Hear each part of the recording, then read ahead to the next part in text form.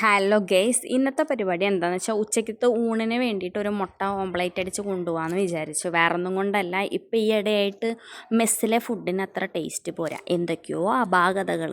ഒന്ന് സെറ്റായി വന്നതായിരുന്നു, പിന്നെ അങ്ങ് വീണ്ടും പഴയ പോലെ ആയി വരുന്നുണ്ട്.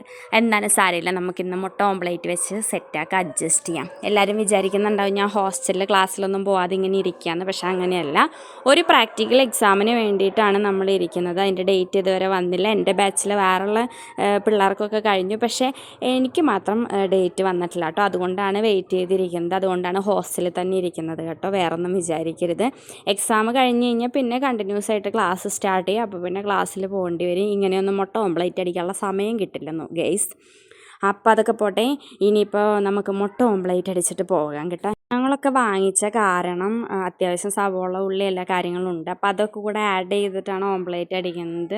അത് ഞാൻ സ്പെഷ്യലായിട്ട് ദോശ ചുടാനും ചപ്പാത്തി ഉണ്ടാക്കാനും വാങ്ങിച്ചതാണ്. പക്ഷേ ഇപ്പോൾ എല്ലാ ഐറ്റംസിനും ഞാൻ ആ ചട്ടി തന്നെയാണ് ഉപയോഗിക്കുന്നത്.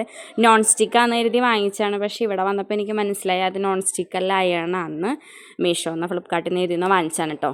അങ്ങനെ ഞാൻ എൻ്റെ മുട്ട ഓംപ്ലേറ്റും കൊണ്ട് എൻ്റെ തോരനും കൊണ്ട് ഉച്ചയ്ക്കത്തെ ഫുഡ് കഴിച്ചു. അപ്പോൾ ഇന്നത്തെ വിശേഷം അത്രയേ ഉള്ളൂ ഗായ്സ്. ബൈ.